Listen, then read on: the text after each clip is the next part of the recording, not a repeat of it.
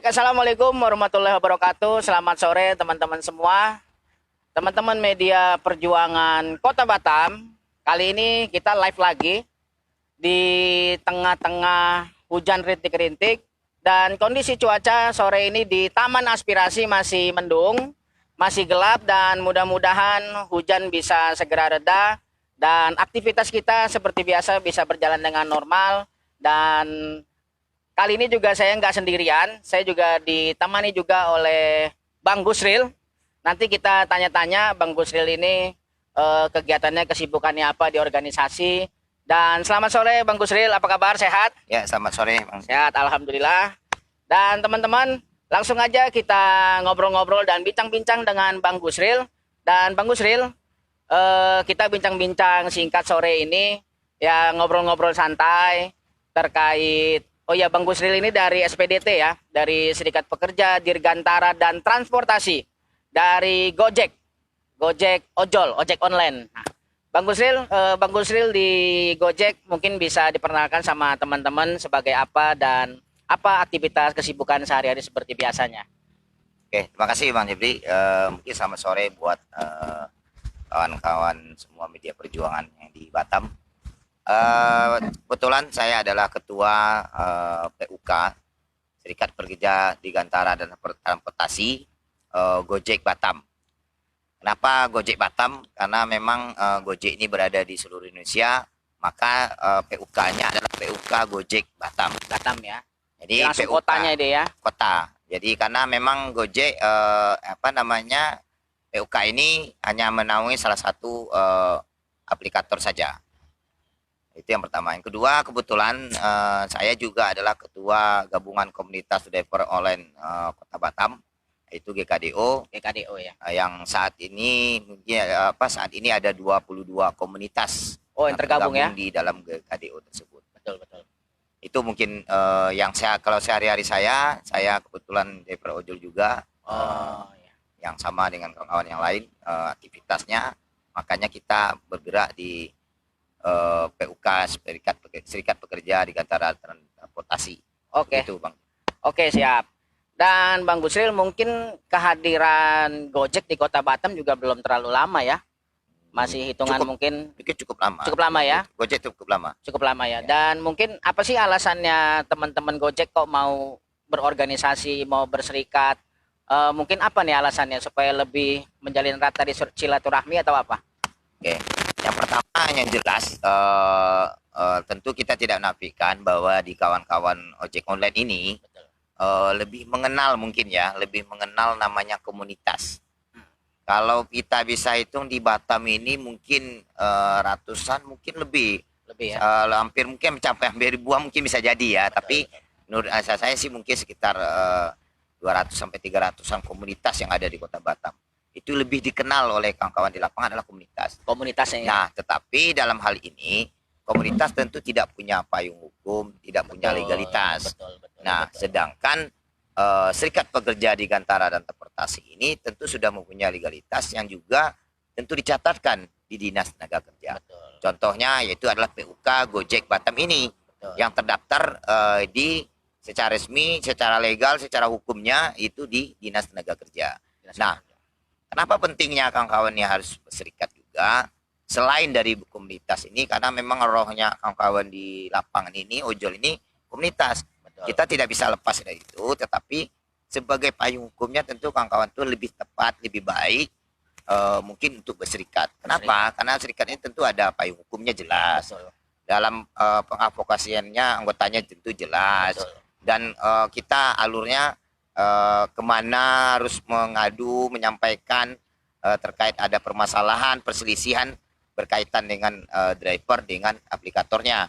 Nah, cuman yang mungkin jadi kendala adalah yang sudah terbangun saat ini opini bahwasanya antara driver ini dengan aplikator itu adalah kemitraan. Yang tidak mengakui hubungan kerja ini bahwasanya ini adalah seperti di bawah naungan tenaga kerja. Tidak mengakui itu pihak aplikator. Nah, bagaimana? Tapi di kawan-kawan ojol juga sudah terframing mereka ini mitra gitu loh. Betul, karena mungkin kita ketahui bahwa di kemitraan ini yang kita kenal di Indonesia ini ada dua undang-undang kemitraan. Yaitu pertama tentu adalah mitra usaha dan mitra kerja. Betul. Nah, sekarang kita tinggal ambil ini apa mitra usaha, apa mitra kerja. Betul. Kalau mitra usaha, tentu kita berbagi dong usaha Bagi kita hasil, itu betul. dengan yang kita mitrakan tersebut. Betul. Kalau mereka menganggap itu mitra. Betul. Tapi kalau mitra kemitraan dalam usaha. Betul. Tapi kalau dalam mitra kerja tentu sama dengan kawan-kawan yang bekerja di apa namanya seperti perusahaan-perusahaan yang formal tersebut. Betul. Nah, ini yang jadi masih kendala kita mungkin itu. Betul. Baik, memang hubungan kemitraan ini menarik ya. Karena hubungan kemitraan dari sisi tenaga kerja, setahu saya memang belum ada itu aturannya. Yang ada hanya apa? Hubungan tidak tertentu, Iya. waktu tertentu sama tidak Iya. tertentu ya kan? Ya, betul. Nah, terkait hubungan kemitraan ini, betul tadi saya sepakat apa yang disampaikan sama Bang Gusrin, ini mitra usaha atau mitra kerja. Ya, Artinya kalau mitra usaha atau mitra kerja, setidaknya kan ada transparansi nih. ya. Ada transparansi, ada perlindungan segala macam. Nah, sampai sejauh ini transparansi dan perlindungan dari aplikator ini ada nggak sih terwujud sampai dirasakan oleh teman-teman driver nih? Ya, begini. Jadi dalam hal ini inilah perannya pemerintah saat ini. Ya, saya pernah juga ada bukan profesi tapi secara langsung juga dengan RRI waktu itu dan berkomunikasi dengan kalau istilah mereka itu adalah zonanya mereka Sumatera, itu dari Gojeknya, dari PT Gojeknya. Karena kenapa saya bicara Gojek? Karena saya tergabung di PUK Serikat Pekerja Rintara dan Transportasi PT Gojek. Betul. Ya, jadi saya tidak bicara aplikator lain dulu nih. Betul. Nah, dalam hal ini saya sempat mempertanyakan bahwa hal itu yang penting saat ini adalah itu dulu dijawab. Betul. Oleh pemerintah, oleh aplikator. Betul. Bahwa kemitraan yang dimaksud di dalam ini antara driver dengan aplikator ini. Betul. Sebagai penyedia jasa jasa transportasi online ini, apakah mitraannya ini adalah mitra kerja atau mitra usaha? Betul. Sampai saat ini tidak terjawab. Oh, belum ada jawaban. Oh, tidak pernah terjawab. Kenapa? Kita sudah tahu kalau mereka bawa ini kemitranya adalah mitra kerja, otomatis sama dengan pekerja-pekerja formal yang di PT-PT tersebut. Betul. Kan begitu? Ya, artinya ada hubungan kerjanya apa? Betul. PKWT, harian atau apa kan begitu? Betul. Dalam undang-undangnya kan begitu. Berarti korelasinya adalah undang-undangnya adalah undang-undang ketenagakerjaan. Betul. Nah, saya tidak mengatakan ini juga dan saya tidak mengatakan yang kemitraan yang maksudnya dia adalah mitra usaha. Nah, sekarang kita kan mengatakan kalau mereka menjawabnya itu mitranya adalah mitra kerja. Nah, kalau mitra usaha, sekarang di mana kalau mitra usaha berarti yang mengenalkan kita mitra nih. Contoh saya dengan Bang Jepri bermitra usaha. Betul. Otomatis kan ada keterbukaan dong, baik Betul. itu untungnya, usahanya. Terus kemitraan yang dimaksud ini juga tentu kalau kita bermitra, baik kita punya modal berapa. Betul. Betul. Nah, jadi hasilnya bagaimana? Kan begitu. Nah, harusnya diperjelas. Nah, ini tidak transparan hal itu. Lagian juga bicara dalam masalah hal modal, kawan-kawan ojol ini ada modal sendiri. Betul. Dari mana Gojek ini memodalnya? Tak ada satupun. Oh, penyedia jasa. Dia menyediakan jasa saja. Gitu, menyediakan aplikasi. Tapi di driver ini semua dia yang modalin. Apalagi ada yang mau order makanan. Nah, apa itu ini ya. kan, Betul. ya. Betul. Jadi memang kayak mereka harus punya HP, Betul. ya mereka harus dipaksa harus punya HP Android, terus kedua harus kuota. Nggak bisa kalau nggak ada kuota. Itu Kuota internet kan gitu. terkadang kan ada orderan nih yang jumlah orderannya kan cukup besar sampai 500, 600. Itu kan artinya teman-teman ojol kan harus punya modal sendiri kan.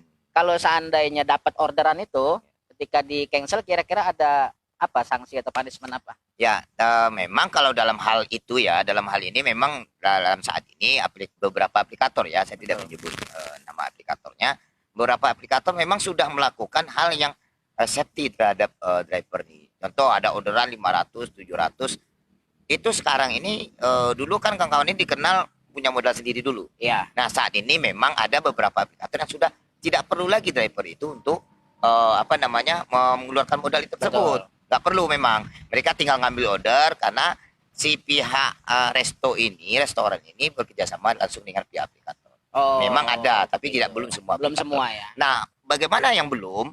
Yang belum bekerjasama seperti tadi, yang tetap mengeluarkan mengeluarkan uang mereka sendiri dulu untuk membeli. Betul. Kan gitu. Kadang mereka pasang aplikasi karena tidak punya uang. Betul. Kok mereka mau kerja malah harus mengeluarkan uang kan gitu. Betul. Nah, itu memang masih ada beberapa aplikator atau salah satu aplikator.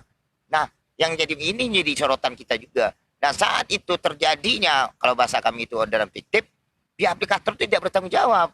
Contoh, kalau mamanya orderan itu diambil, harganya 300.000, ternyata fiktif, tidak ada orangnya. Mereka sudah bayar, nggak ada yang menanggung. Itu masih ada tuh Bang ya sampai hari Masih ini ada. ya? Orderan fiktif itu ya? Masih ada. Berarti kalau ketemu orderan fiktif, nombok dong artinya. Iya, bukan nombok lagi, hilang duitnya. Hilang. Siapa yang mau ngambil barang itu? Gitu. Pemasukan nggak seberapa, tapi nomboknya sampai ratusan ribu ya. Bang Gusril, sampai sejauh ini upaya-upaya pemerintah untuk menampung, bukan menampung ya, maksudnya aspirasi-aspirasi dari teman-teman ojol terkait statement ini mitra usaha atau mitra apa, sampai sejauh ini apa sih upaya pemerintah yang sudah dilakukan untuk mendukung teman-teman Gojek nih? Ya, kalau kita bicara secara hukumnya nih ya, kalau saya bicara hukum secara luas dulu, saya pun tidak ahli dalam hukum itu. Betul. Tapi saya hanya bisa melihat begini, saat kita mendaftarkan PUK Serikat Pekerja di Gantara dan Transportasi, kan korelasinya ke Dinas Tenaga Kerja. Betul. Berarti kan undang-undangnya jelas. Betul. Undang-undang Tenaga Kerja. Betul. Tetapi saat ada permasalahan antara aplikator dengan driver, itu kenapa tidak berlarinya ke Dinas Tenaga Kerja? Malah sering dihubungkannya dengan Dinas Perhubungan. Yang padahal Dinas Perhubungan ini kita tahu apa yang dinaungin oleh dia. Nah, itu yang pertama. Yang kedua, walaupun kita sudah kawan-kawan ini sebenarnya secara hukumnya memang tidak terlindungi. Kenapa tidak terlindungi? Maka saya bilang katakan penting sebenarnya mereka harus berserikat. Kenapa? Karena pihak aplikator sampai hari ini, sampai detik ini masih semena-mena. Kalau bahasanya kalau kita di pekerjaan formal tersebut itu adalah PHK ya. Iya. Putus hubungan kerja. Ini sama. Ada istilah kami itu PM. PM. Jadi namanya artinya putus mitra. Oh ya. Jadi putus mitra itu sama dengan PHK. Betul. Nah, saat itu semena-mena tuh. Jadi tidak melihat dulu dasarnya kenapa, mereka langsung memutus mitra aja. Padahal putus mitra itu sama kiamat juga bagi ojol itu sendiri. Apalagi yang benar-benar mencari nafkah di situ. Dan terkait bila ada nih misalkan orang mau daftar nih atau mau menjadi seorang driver di Gojek, itu perjanjiannya ada nggak seperti itu? Ya. Terkait putus mitra tadi itu. Ada pasal-pasalnya nggak terkait di dalam ketentuannya mereka itu tentu ada. Ya? Dari beberapa aplikator tentu disampaikan di sana perjanjian kemitraan itu disampaikan bahwasanya kalau melakukan pelanggaran ini. Tapi yang jadi masalah adalah di dalam kalau salah satu aplikator mengatakan yang namanya tatip namanya, tata tertib. Betul. Kelasnya cuma tata tertib nih. Iya. Bukan peraturan tata tertib. Nah, apabila ada yang melanggar itu akan kena putus mitra. Tetapi yang jadi masalah adalah kadang tidak ada di dalam tatip itu, tapi mereka dianggap melanggar gitu. Nah, akhirnya mereka diputus mitra. Inilah yang kita mau pemerintah hadir nih. Bagaimana saat ini aplikator ini, kesewenang-wenangan aplikator ini harus dilihat oleh pemerintah. Betul. Bagaimana pemerintah tentu secara umum, yaitu adalah baik itu pemerintah pusat, daerah, ataupun mungkin kita bisa mengatakannya ini harus tegas dari pemerintah bahwasanya perlindungan terhadap kawan-kawan ojol ini harus jelas. Baik itu dalam hal kalau mau membuang pekerja mitra, ayo diperjelas, aturannya harus diperjelas gitu loh. Jadi jangan semena-mena gitu. Ini aturan ini yang belum jelas. Padahal pemerintah sendiri juga sering beranggapan bahwa kehadiran ojek online ini juga cukup membantu ya untuk mengurangi tingkat pengangguran di daerah-daerah itu. Dan harapan teman-teman Gojek tadi selain kehadiran pemerintah tadi itu, kira-kira harapannya apa sih sebenarnya Bang yang lebih terarah fokusnya untuk terkait perjuangan teman-teman Gojek ini? Oke. Dalam hal dekat ini tentunya yang paling prinsip bagi kawan-kawan adalah tentu perlindungan, baik itu dalam perlindungan sisi hukum, baik itu tadi saya bilang tadi supaya mereka tidak semena-mena. Yang kedua adalah tentu juga perlindungan keselamatan mereka. Masih ada aplikator yang saat ini apabila terjadi kecelakaan kecelakaan terhadap driver, itu pihak aplikator tidak bertanggung jawab. Nah, yang ada juga yang pihak aplikator ini yang kalau saya katakan itu cuma melimpahkan tanggung jawab. Betul. Begini, ini dianggap mitranya, yang itu terjadi kecelakaan. Ada salah satu aplikator menerapkan sistem namanya BPJS Tenaga Kerja. Betul. Nah, BPJS Tenaga Kerja ini memang diberlakukan, tapi perlu diketahui BPJS tenaga kerja mereka ini adalah BPJS tenaga kerja mandiri. Mandiri ya. Ya, BPU ya, bukan penerima upah. Bukan penerima upah ya. Ya, jadi mereka mandiri nih. Mereka bayar sendiri. Betul, betul. Artinya Sebentar. secara Itu tidak langsung kan BPJS kesehatan atau tenaga kerjaan? tenaga kerjaan. Oh, tenaga kerjaan ya. Tenaga kerjaan. Nah, ini kita belum bicara kesehatan nih. Baru Iya. bicara tenaga kerjaan karena mereka kan di jalan Betul. terjadi kecelakaan kan maksudnya kan kecelakaan kerja. Betul. Harusnya kecelakaan kerja nih. Betul. Ada tanggung jawab dari aplikator. Betul. Nah, sampai saat ini aplikator tidak menjawab. Ada salah satu aplikator menerapkan sistem adalah BPU tadi. Betul. Tapi perlu diketahui BPU ini harus diketahui oleh kawan-kawan. Ini kan bayar pribadi. Betul. Orang kok kawan-kawan ini nggak menjadi ojol juga bisa kok. Karena Daftar BPJS. Karena nggak ada kalau BPU itu dibayarkan oleh perusahaan itu Iya, nggak ada gitu loh. Kan seharusnya BPJS itu harus dua ya. Iya, BPJS harusnya. kesehatan BPJS, dengan BPJS ketenagakerjaan. Ya. Harusnya seperti itu. Betul. Nah, betul. itu yang menjadi concern kita 3 hal itu. Yang pertama Betul. itu tadi adalah masalah 2 hal tadi itu. Salah satunya adalah kemitraan itu pelindungan mereka. Yang kedua adalah tentu adalah masalah yang berkaitan dengan yang ketiga itu tarif. Nah, ya. tarif ini juga jadi masalah. Dalam waktu dekat ini ada hampir semua aplikator itu menurunkan tarif. Ini lucu menurut saya. Oh. Apa yang bilang lucu?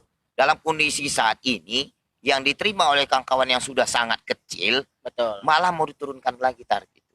Betul. Nah, makanya dalam waktu dekat ini mungkin bisa jadi kita akan kembali akan melakukan pergerakan, yaitu adalah menolak akan adanya penurunan tarif tersebut. Juga bukan malah disuruh dinaikkan.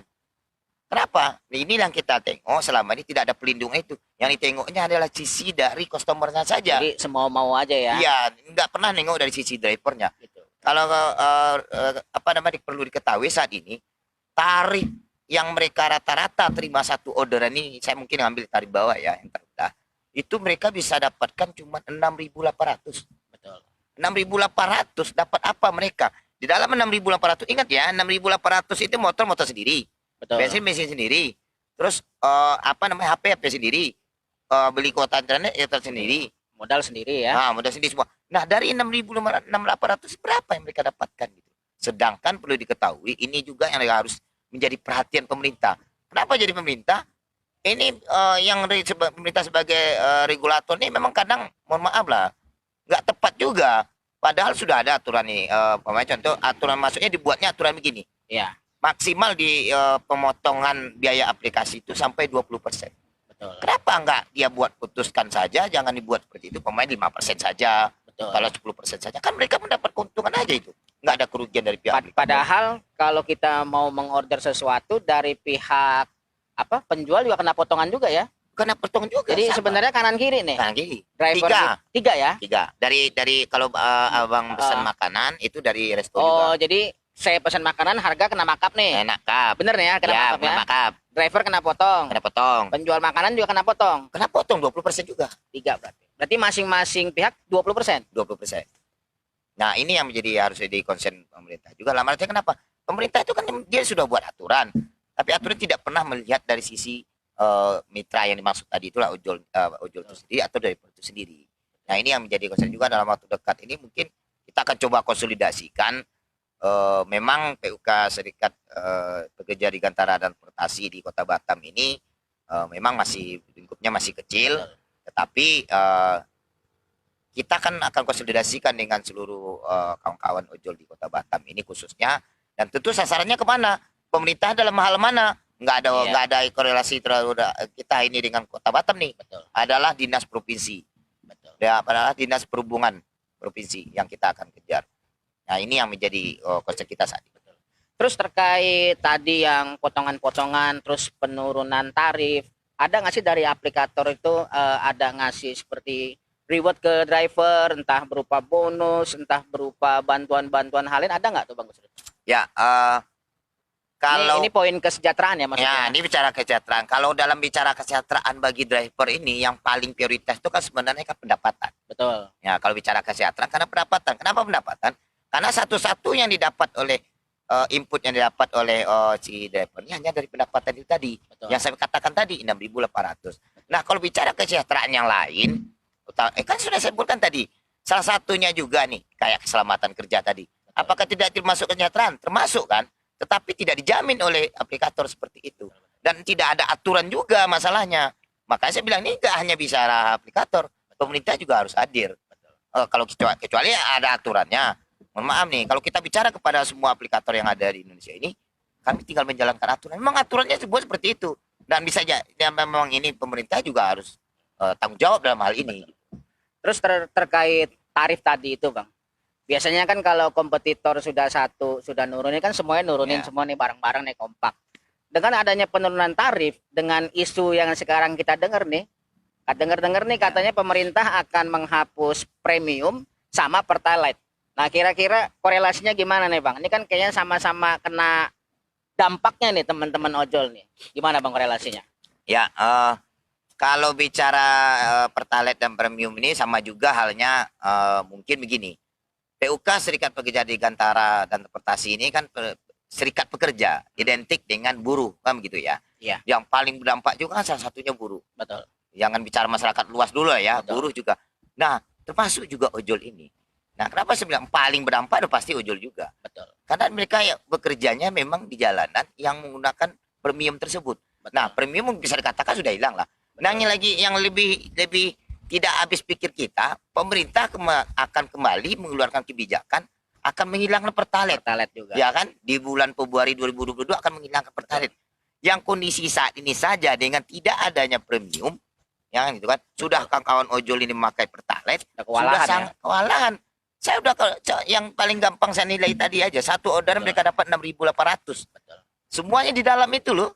Mau beli masuk bensin mereka. Mau beli Pertamax seliter pun mungkin kurang ya. Ya aduh nggak cukup lagi kan gitu. Nah, besok mau dihilangkan lagi pertalite. Betul. Nah, kita nggak habis pikir nih secara umum pemerintah ini mengambil kebijakan itu. Betul. Bicara dampak sangat besar sekali. Nah, makanya dalam hal ini apabila kami akan melakukan hal hubungan masalah mengangkat isu terkait masalah tarif, kaitannya sangat erat sekali dengan masalah bahan bakar ini. Betul. Khususnya pertalite. Ya artinya kalau kami akan menuntut hal ini kepada aplikator berkaitan tarif, kami juga harus bicara dengan pemerintah bahwasanya pertalite ini kenapa kok bisa dihilangkan. Betul. Dan terkait mungkin perjuangan teman-teman ojol, kan tentu banyak gabungan di GKDO tadi kan banyak Ya, tuh gabungan dari berbagai macam aplikator. Apakah semua yang tergabung ke GKDO itu isunya sama tuh Bang? Jadi spiritnya sama nih. Ya. Apakah ini spiritnya sama atau memang ada beda-beda pendapat? Ya, dalam suatu isu mungkin ada yang tidak sama. Tapi dalam hal yang saat ini, yang akhirnya mungkin bisa awal tahun 2022 ini ya, isunya sama semuanya. Isunya sama semuanya. Itu adalah pertama itulah tarif. Betul. Kedua itu adalah perlindungan hukum terhadap driver ini. Yang ketiga adalah masalah yang tadi saya bilang dampak daripada akan hilangkan pertalite ini. Ini semua aplikator. Kalau kita bicara di Batam ini kan yang mayoritas ada itu ada kan 3 aplikator ini, yaitu adalah Gojek, Grab sama Maxim. Nah, tidak hanya satu, tiga-tiganya.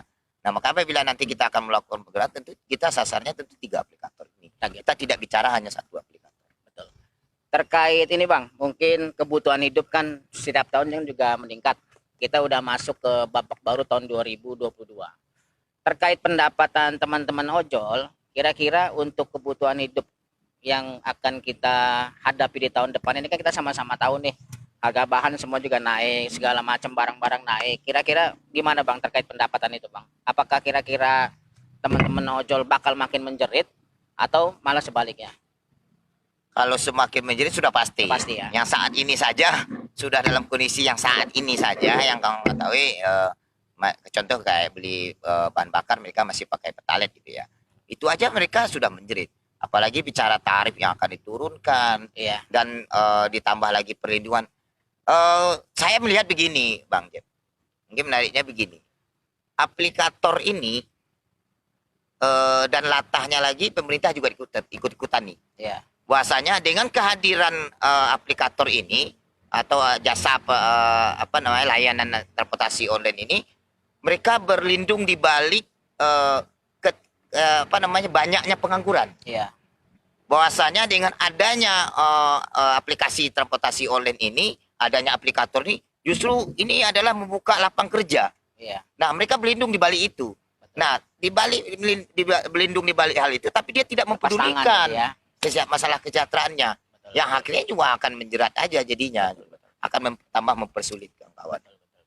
Dan satu lagi nih Bang, kan Bang Gusril tahu teman-teman buruh sampai hari ini pun masih memperjuangkan upah minimum.